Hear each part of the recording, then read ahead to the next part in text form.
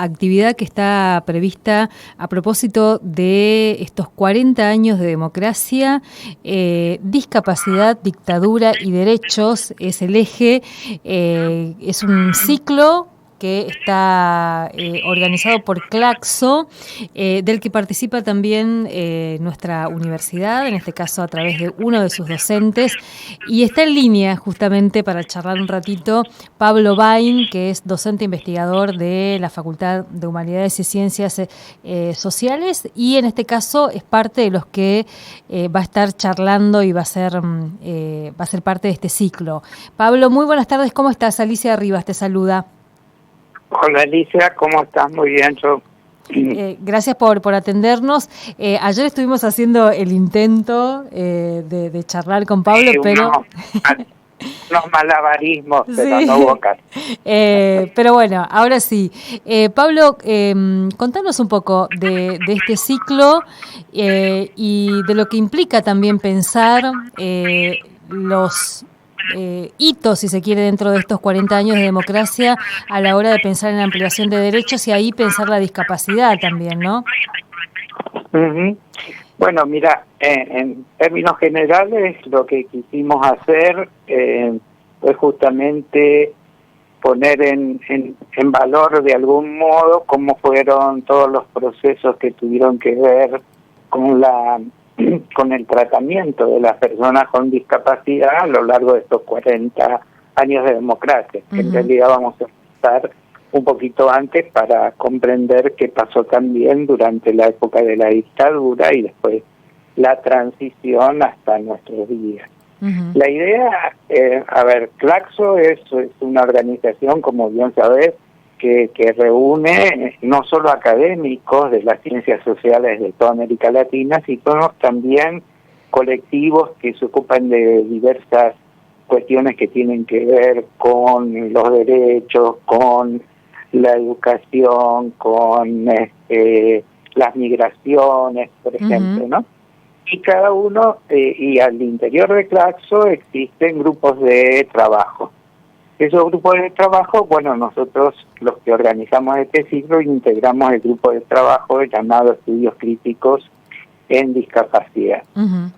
Somos, digamos, 3 personas que en el marco del grupo hemos hecho esa propuesta que va a ser, digamos, vehiculizada por Claxo a través de sus redes y de su canal de televisión. Uh-huh. Así que, bueno, ahí vamos a tratar, como te decía, de hacer un recorrido por los distintos momentos. Vamos a iniciar este viernes con un tratamiento de la cuestión de la discapacidad en la dictadura. Va a estar participando Carolina Kaufman, que es una docente investigadora de la Universidad Nacional de Rosario, y ella hizo una investigación sobre la educación especial en la dictadura en la provincia de Santa Fe. Uh-huh. Va a estar Alejandro Alonso, que es fue el integrante del Frente de Lisiados Peronistas, que en los años 70 estuvieron luchando por los derechos de las personas con discapacidad, y fueron varios de ellos detenidos y algunos de ellos están desaparecidos. De manera que, bueno, va a contar un poco desde su propia perspectiva esa historia y esa experiencia política de las personas con discapacidad. Él es autor de un libro que se llama Los Rengos de Perón, uh-huh. Coautor con otra persona con discapacidad, y en este libro relatan la experiencia. Y después va a estar Ana Vallejo, que es una docente investigadora de la Universidad de Buenos Aires, muy joven, que nos va un poco a aportar la perspectiva de quienes no vivieron la dictadura y cómo pueden estar pensando esta cuestión. Y también, bueno, en esta primera sesión, que es el viernes, voy a estar yo introduciendo un poco la cuestión de, bueno, qué fue la dictadura, en qué marco, bueno, más que nada contextualizar, digamos, la temática para que los otros compañeros del panel puedan desarrollar sus participaciones. Uh-huh. El ciclo tiene 4 sesiones que van a ser el viernes 27, uh-huh, el viernes 10 de noviembre, el viernes 24 de noviembre y termina el 1 de diciembre. Va a ser de las 15 a las 16:30 de manera virtual, así que los que estén interesados pueden participar en todas las sesiones del ciclo o en alguna que les pueda interesar en particular. Uh-huh. ¿Y para quién está pensado? ¿Para quién está pensado la actividad de este ciclo? Todo está pensado tanto para académicos y estudiantes que de distintas carreras puedan estar interesados en la temática o estén abordando la temática de la discapacidad, también para integrantes de organizaciones no gubernamentales que estén luchando por los derechos de las personas con discapacidad, también digamos para integrantes de organismos públicos que están gestionando políticas públicas que tienen que ver con la discapacidad. Es decir, lo que queremos hacer es una especie de balance de todo lo sucedido y en el último encuentro un poco de perspectiva de lo que pensamos que debería ser las políticas públicas en relación con la discapacidad. Uh-huh. En este momento tan de tanta tensión entre los que pensamos que el Estado debe ser un actor fundamental en lo que es la protección y el apoyo a las personas con discapacidad, y otros que plantean que el Estado debe retirarse de la gran mayoría de las políticas de salud, de educación, de desarrollo social, que son las que también inciden en el acompañamiento y la mejora de la calidad de vida de las personas con discapacidad. Pablo, cuando se caracteriza la dictadura cívico-militar en relación a esta temática, la discapacidad, ¿qué cuestiones marcan ahí? ¿Qué cuestiones se destacan de esa etapa tan nefasta de nuestra historia? Y bueno, mira, yo creo que ahí hay, por un lado, hay que pensar cómo la dictadura cívico-militar pensó esto que llamaron la guerra antisubversiva, uh-huh, importando modelos de Estados Unidos y sobre todo de toda una organización de exmilitares franceses. La idea era que la guerra convencional no era la manera de enfrentar a supuestos grupos violentos que estaban del otro lado, por decirlo así. Eso traducido sería lo que vamos a llamar la teoría de los 2 demonios, y que había que generar un terror suficiente como para que nadie quisiera seguir participando, uh-huh, no en organizaciones armadas, que sí las hubo, pero que no es el foco principal al que apuntaban, sino a toda la población que de algún modo u otro estaba peleando por derechos y por mejoras de su condición de vida. Uh-huh. Entonces, ¿qué es lo que ha ocurrido? Bueno, primero, los militares tienen una concepción capacitista de lo que es el ser humano, es decir, capacitista en el sentido de un modelo de normalidad, y todo aquel que se desviara de ese modelo de normalidad debería ser desechado de algún modo, no siguiendo las prácticas extremadamente violentas como fueron en la antigüedad o incluso en la Segunda Guerra, como el nazismo, que eliminaba directamente a las personas con discapacidad, pero sí excluyéndolas del funcionamiento de la sociedad, ¿no? Uh-huh. Pero paradójicamente, cuando se encuentran con algunos militantes, como el caso del Frente de Lisiados Peronistas, que estaban luchando y que eran, lo que ellos calificaban como subversivos, le dan entidad le dan una visibilidad, pero ¿para qué? Para torturarlos y para asesinarlos. Del mismo modo que a todos los demás que luchaban por sus derechos. Entonces, un poco eso fue, podríamos decir de un modo bastante sintético, lo que vivieron estas personas durante la dictadura, ¿no? Y en relación a estos 40 años, ¿podemos mirar un proceso de ampliación de derechos o podemos pensarlo también en términos de lo que falta, de las deudas, dirían, que todavía tenemos en democracia con las personas con discapacidad?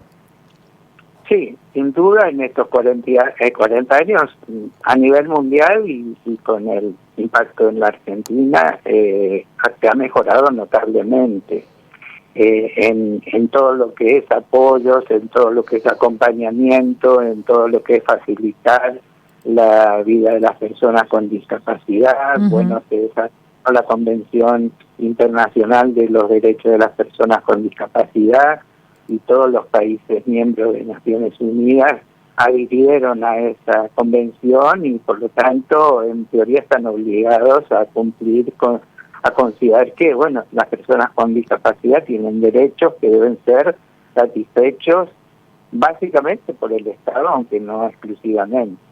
Entonces, a la medida que también en la Argentina a lo largo de estos 40 años comenzaron a plantear la necesidad de nuevos derechos, de derechos, qué sé yo, de la mujer, de derechos que tienen que ver con los trabajadores, con los colectivos de los pueblos originarios, etcétera, etcétera, también ocurren en el campo de la discapacidad. De manera que hay distintas producciones legales, hay distintos organismos que se fueron creando, y si querés mirarlo, por ejemplo, para la universidad, vos podés observar cómo se ha incrementado notablemente la matrícula de estudiantes que tienen alguna discapacidad. Y esto obliga a las instituciones, en este caso de educación superior, a brindar los elementos que estas personas fueran, digamos, ciegas, fueran de baja visión, tuvieran problemas motrices, tuvieran, digamos, problemas de audición, etcétera, darles las herramientas como para poder cursar sus estudios de un modo razonable. Razonable digo como cualquier otro, ¿no? Algunos para mejores y otros con menores resultados, pero me estoy refiriendo a transitar la educación universitaria. ¿Esto qué significa? Que bueno, que la universidad tendrá que comprometerse a proveer digamos, elementos tecnológicos que facilitan que las personas, por ejemplo, con baja visión o ciega, puedan acceder a la lectura, que puedan las personas con sordera puedan tener intérpretes de lengua de señas que les permitan comprender lo que los profesores van intentando transmitir o sus compañeros en la participación. Deberá garantizar que las instalaciones, que la infraestructura sea apropiada para que una persona con discapacidad motriz se pueda desplazar.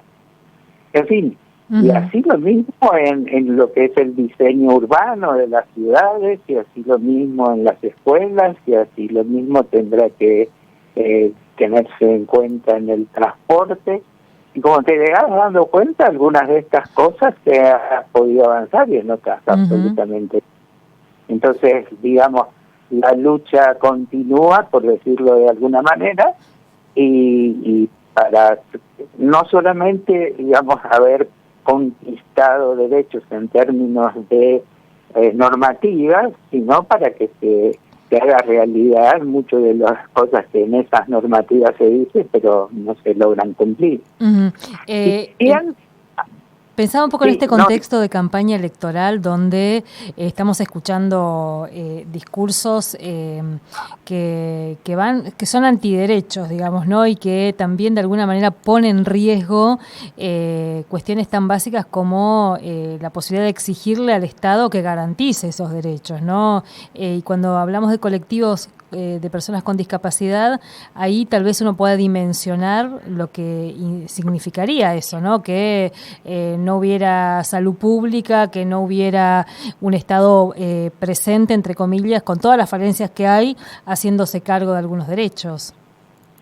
Sí, efectivamente, porque además hay una cosa que hay que tener en cuenta, y es que una vez que la sociedad se asume el compromiso de integrar, de incluir a las personas con discapacidad, tiene que tener claro que eso significa dinero, significa bastante dinero, digamos, en términos de, bueno, todo esto que decía antes, adecuar un aula, contar con traductores, etcétera, etcétera, que no está habitualmente. Lo mismo que las calles tengan todos los cuidados necesarios y todo lo demás.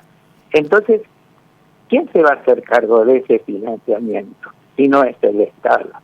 Es decir, los privados que buscan rentabilidad, y bueno, podrán dar servicios a quienes lo puedan pagar. Pero ¿qué pasa con y las personas con discapacidad? No solamente, digamos, por distintas patologías, sino también las personas de cierta edad que empiezan a tener dificultades para moverse, dificultades para desplazarse.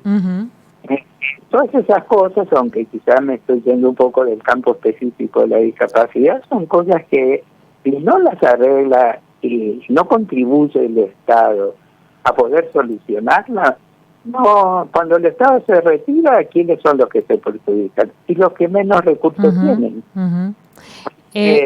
Pablo, ¿y cómo participan? Porque te escuchaba, creo que ayer un poco anticipando esto, decías que hay que inscribirse para este ciclo para poder también ser parte de la discusión. La actividad es gratuita, pueden acceder todos aquellos que estén interesados, no hay requisitos de titulaciones ni de ninguna otra cuestión similar, pero sí tienen que hacer una inscripción previa porque Claxo tiene que prever, digamos, la cantidad de gente que puede participar, ingresar a la plataforma, porque una vez que la gente ingresa, es el canal de YouTube de Claxo, una vez que ingresa podrá hacer a través del chat preguntas, planteos y demás.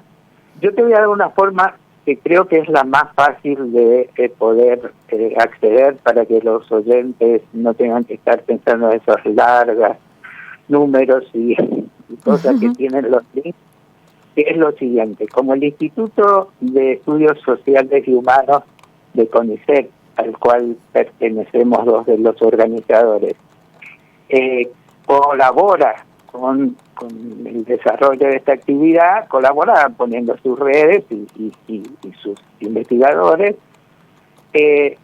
entrando al Facebook del Instituto de Estudios Humanos y Sociales CONICET, así con esos nombres se entra fácilmente, se busca el posteo donde está toda la explicación del ciclo y ahí está el link para poder ingresar directamente e inscribir. Así que bueno, para quienes quieran seguir un poco la discusión y profundizar esta temática, la invitación está hecha. Pablo, mil gracias por este tiempo. Una cosita nada más que quisiera agregar, en realidad dos cositas. La primera es que para quienes quieran participar de uno solo de los encuentros o de dos por distintos motivos y demás, pueden hacerlo, no hay ningún problema, no están obligados a hacer todo el ciclo completo. Y lo otro es que luego, una vez que se producen todos los videos, Claxo lo sube a su plataforma y se puede acceder en cualquier momento. Buenísimo. De manera que incluso para ustedes, para los medios de comunicación, puede ser interesante bajar, editar alguna parte, continuar, digamos, difundiendo la cuestión de la temática. Y por último, una cosita más, que va a contar durante todo el ciclo con traductores en lengua de señas para que las personas sordas puedan también estar incluidas y participar. Mil gracias, Pablo, un abrazo. No, por favor, un abrazo para vos. Hasta luego. Hablábamos con Pablo Bain, docente, investigador de nuestra universidad, también investigador del